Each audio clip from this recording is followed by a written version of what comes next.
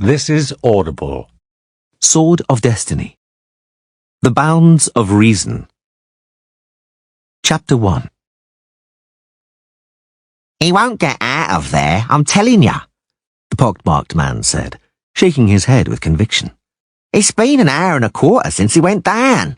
That's the end of him.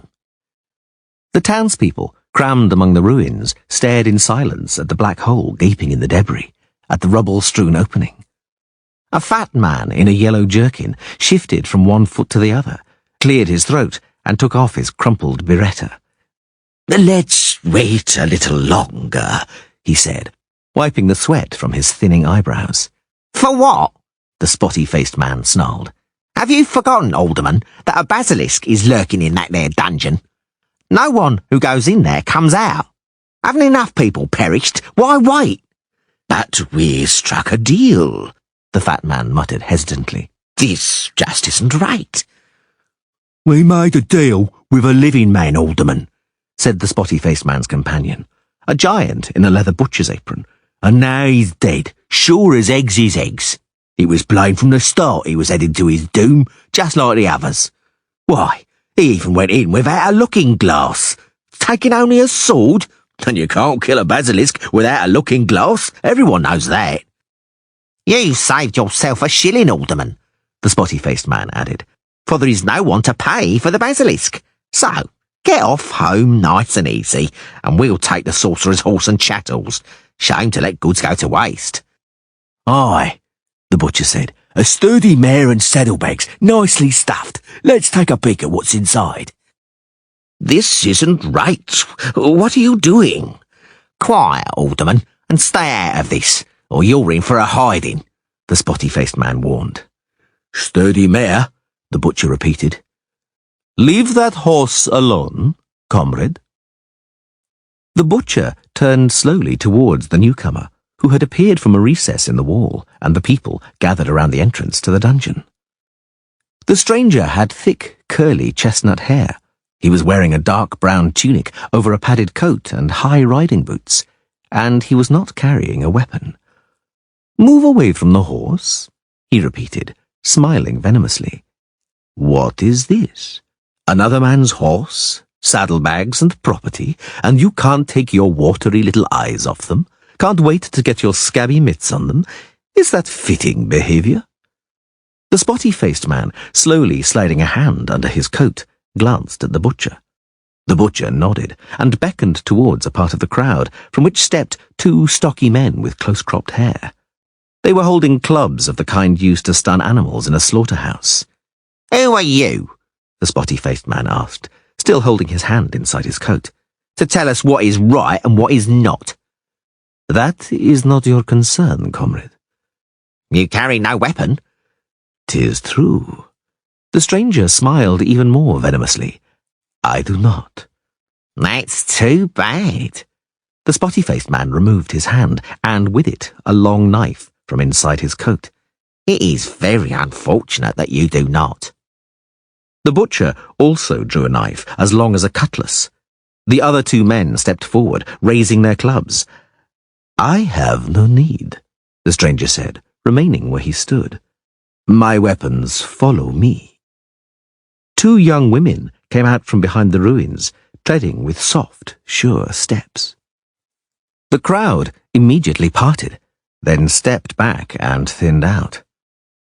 The two women grinned, flashing their teeth and narrowing their eyes, from whose corners broad tattooed stripes ran towards their ears.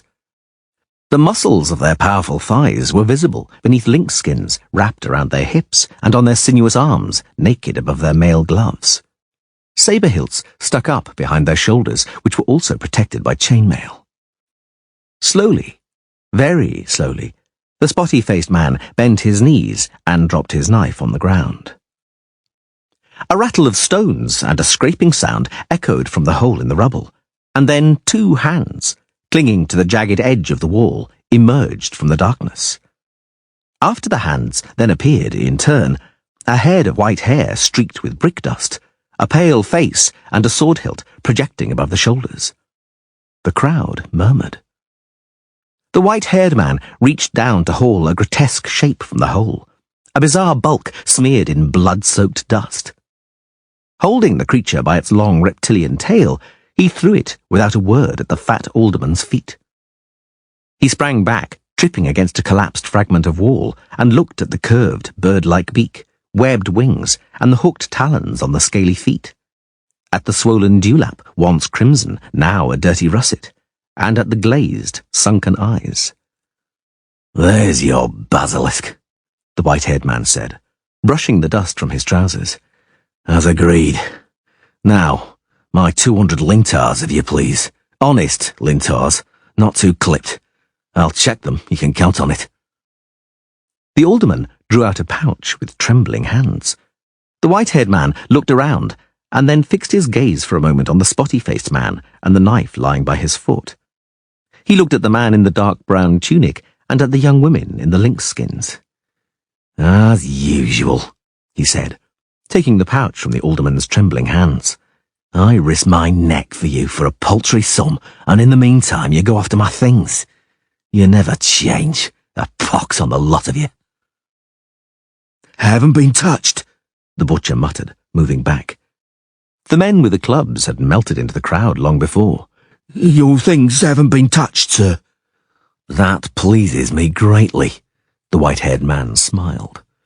At the sight of the smile burgeoning on his pale face like a wound bursting, the small crowd began to quickly disperse. "And for that reason, friend, you shall also remain untouched. Go in peace, but make haste." The spotty-faced man was also retreating.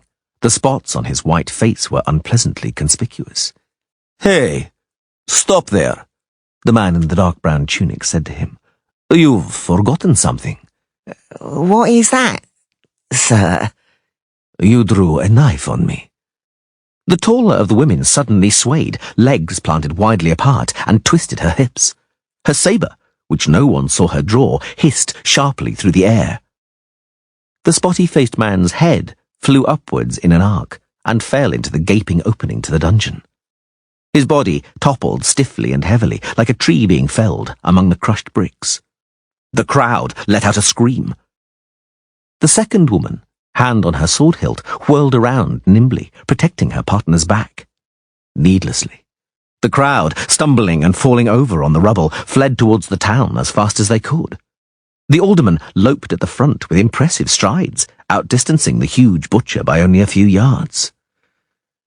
"An excellent stroke," the white-haired man commented coldly, shielding his eyes from the sun with a black-gloved hand. "An excellent stroke from a 𝐊𝐴𝐴𝐴 sabre. I bow before the skill and beauty of the free warriors. I'm Geralt of Rivia."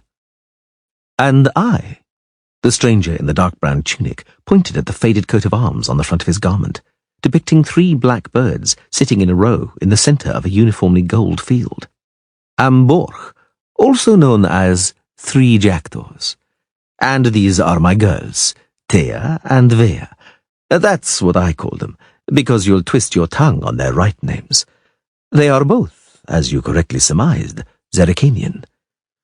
Thanks to them, it appears, I still have my horse and belongings. I thank you, warriors. My thanks to you too, sir." 3 jackdaws, and you can drop the sir. Does anything detain you in this little town, Geralt of Rivia? "Quite the opposite." "Excellent. I have a proposal. Not far from here, at the crossroads on the road to the river port, is an inn. It's called the Pensive Dragon. The victuals there have no equal in these parts. I'm heading there with food and lodging in mind. It would be my honor should you choose to keep me company." "𝐵𝐴𝐿." The white-haired man turned around from his horse and looked into the stranger's bright eyes. "I wouldn't want anything left unclear between us. I'm a witcher." "I guessed as much, but you said it as you might have said, I'm a leper." "There are those," Geralt said slowly, "who prefer the company of lepers to that of a witcher." "There are also those," 3 jackdaws laughed, "who prefer sheep to girls. Ah, well, one can only sympathize with the former and the latter. I repeat my proposal." Geralt took off his glove and shook the hand being proffered. "I accept. Glad to have made your acquaintance." "Then let us go, for I hunger." Chapter 2. The innkeeper wiped the rough tabletop with a cloth, bowed and smiled. 2 of his front teeth were missing. Right then. 3 jackdaws looked up for a while at the blackened ceiling and the spiders dancing about beneath it.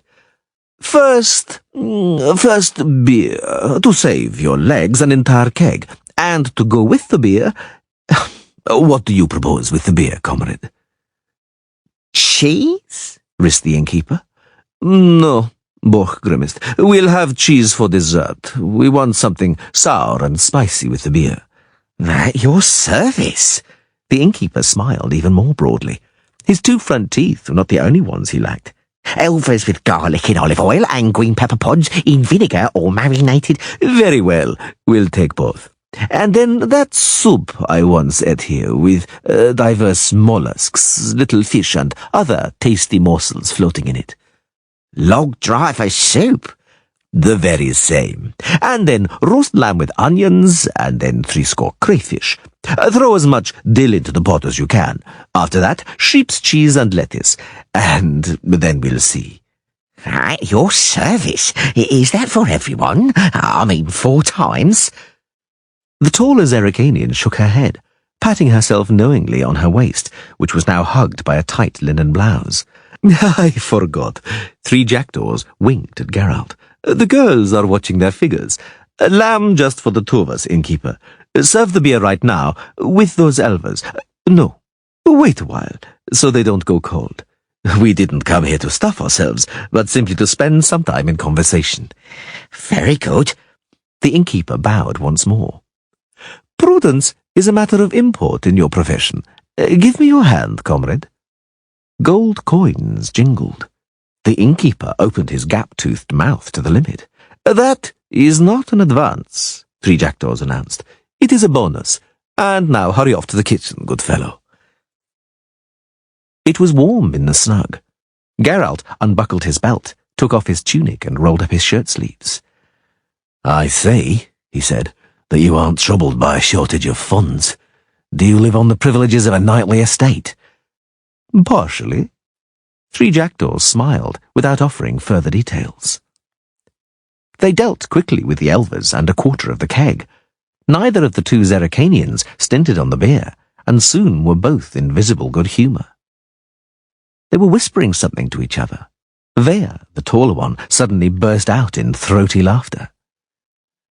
Are the warriors versed in the common speech? Geralt asked quietly, sneaking a sideways glance at them. Poorly, and they are not garrulous, for which they deserve credit. How do you find the soup, Geralt? Let us drink. Geralt, 3 jackdaws began, putting aside his spoon and hiccuping in a dignified manner. I wish to return, for a moment, to the conversation we had on the road. I understand that you, a witcher, wander from one end of the world to the other, and should you come across a monster along the way, you kill it. And you earn money doing that. Does that describe the witcher's trade? More or less. And does it ever happen that someone specifically summons you somewhere, on a special commission, let's say? Then what? You go and carry it out? That depends on who asks me and why. And for how much? That too. The witcher shrugged. Prices are going up, and one has to live, as a sorcerer's acquaintance of mine used to say. Quite a selective approach. Very practical, I'd say. But at the root of it lies some idea, Geralt. The conflict between the forces of order and the forces of chaos, as a sorcerer acquaintance of mine used to say. I imagine that you carry out your mission, defending people from evil, always and everywhere, without distinction. You stand on a clearly defined side of the palisade. The forces of order, the forces of chaos. Awfully high-flown words, Boch. You desperately want to position me on one side of the palisade in a conflict which is generally thought to be perennial, began long before us, and will endure long after we've gone. On which side does the farrier shoeing horses stand? Or our innkeeper, hurrying here with a cauldron of lamb? What, in your opinion, defines the border between chaos and order? A very simple thing. said three jackdaws, and looked him straight in the eye. That which represents chaos is menace, is the aggressive side, while order is the side being threatened, in need of protection, in need of a defender. But let us drink, and make a start on the lamb. Rightly said. The 𝐉𝐸⁒, watching their figures, were taking a break from eating, time they spent drinking more quickly. 𝐕, leaning over on her companion's shoulder, whispered something again, brushing the tabletop with her plait. 𝐷𝐸, the shorter of the two, laughed loudly, cheerfully, narrowing her tattooed eyelids. Yes, 𝐵orch said, picking a bone clean. Let us continue our talk, if you will. I understand you aren't keen on being placed on either side. You do your job. That's correct. But you cannot escape the conflict between chaos and order. Although it was your comparison, you are not a farrier. I've seen you work. You go down into a dungeon among some ruins and come out with a slaughtered basilisk. There is, comrade, a difference between shoeing horses and killing basilisks. You said that if the payment is fair, you'll hurry to the end of the world and dispatch the monster you're asked to. Let's say a fierce dragon is wreaking havoc on a— Bad example, Geralt interrupted. You see, right away, you've mixed up chaos and order, because I do not kill dragons, and they, without doubt, represent chaos. How so? Three jackdaws licked his fingers. Well, I never. After all, among all monsters, dragons are probably the most bestial, the cruelest and fiercest, the most revolting of reptiles. They attack people, breathe fire, and carry off, virgins. There's no shortage of tales like that. It can't be that you, a witcher, don't have a few dragons on your trophy list. I don't hunt dragons, Geralt said dryly. I hunt folk tales for sure, and draco lizards, and flying drakes, but not true dragons, the green, the black, or the red. Take note, please. You astonish me, Three Jackdaws said. Very well, I've taken note. In any case, that's enough about dragons for the moment. I see something red on the horizon, and it is surely a crayfish. Let us drink. Their teeth crunched through the red shells, and they sucked out the white flesh. The salt water, stinging painfully, trickled down over their wrists. 𝐵orch poured the beer, by now scraping the ladle across the bottom of the keg. The 𝐉𝐸⁒ were even more cheerful, the two of them looking around the inn and smiling ominously.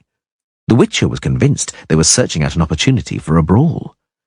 Three jackdaws must also have noticed, because he suddenly shook a crayfish he was holding by the tail at them. The women giggled, and 𝐕 pouted her lips for a kiss and winked. Combined with her tattooed face, this made for a gruesome sight. They are as savage as wildcats, Three Jackdaws murmured to Geralt. They need watching. With them, comrade, suddenly, before you know it, the floor's covered in guts. But they're worth every penny, if you knew what they're capable of. I know, Geralt nodded. You couldn't find a better escort. 𝐉𝐸⁒ are born warriors, trained to fight from childhood. I didn't mean that. 𝐵orch spat a crayfish claw onto the table.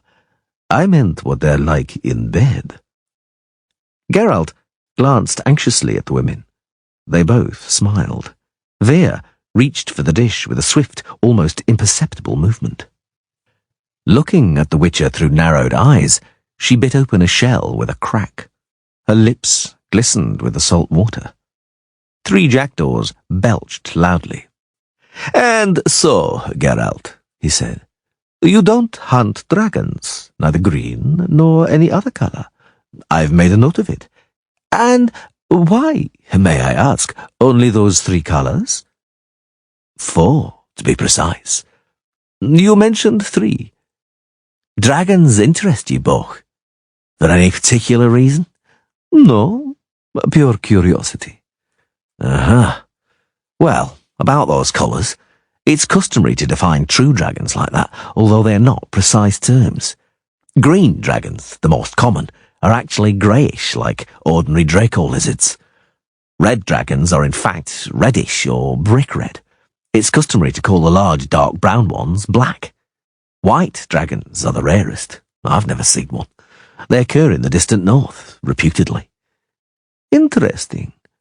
And do you know what other dragons I've also heard about? I do. Geralt sipped his beer. The same ones I've heard about. Golden dragons. There are no such creatures. On what grounds do you claim that? Because you've never seen one? Apparently you haven't seen a white one either. That's not the point. Beyond the seas in Ophir and 𝐉𝐴𝐺, there are white horses with black stripes. I haven't seen them, but I know they exist. But golden dragons are mythical creatures, fabled, like the phoenix, let's say. There are no phoenixes or golden dragons. Vea, leaning on her elbows, looked at him curiously. You must know what you're talking about. You're a witcher. Borch ladled beer from the keg. But I think that every myth, every fable must have some roots. Something lies among those roots. It does, Geralt confirmed. Most often a dream, a wish, a desire, a yearning. Faith that there are no limits to possibility, and occasionally chance. Precisely. Chance. Perhaps there once was a golden dragon, an accidental, unique mutation. If there were, it met the fate of all mutants. The Witcher turned his head away. It differed too much to endure. Ha! 𝐲𝐴𝐺 said. Now you are denying the laws of nature, Geralt. My sorcerer acquaintance was wont to say that every being has its own continuation in nature, and survives in some way or another. The end of one is the beginning of another. There are no limits to possibility, or at least nature doesn't know any. Your sorcerer acquaintance was a great optimist, but he failed to take one thing into consideration, a mistake committed by nature, or by those who trifle with it. Golden dragons and other similar mutants, were they to exist, couldn't survive, for a very natural limit of possibilities prevents it. What limit is that? Mutants. The muscles in Geralt's jaw twitched violently. Mutants are sterile, Borch. Only in fables survives what cannot survive in nature. Only myths and fables do not know the limits of possibility. Three jackdaws said nothing. Geralt looked at the 𝐤𝐴𝐺, at their faces suddenly grown serious. Vea unexpectedly leant over towards him and put a hard, muscular arm around his neck. He felt her lips wet from beer on his cheek. They like you, 𝐲𝐴𝐺 said slowly. Well, I'll be damned. They like you. What's strange about that? The Witcher smiled sadly. Nothing, but we must drink to it. Innkeeper, another keg. Take it easy, a pitcher at most. 2 pitchers, 𝐲𝐴𝐺 yelled. Thea, I have to go out for a while. The 𝐤𝐴𝐺 stood up, took her sabre from the bench, and swept the room with a wistful gaze.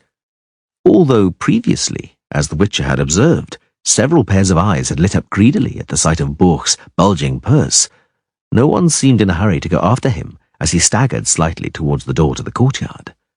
Tyr shrugged, following her employer.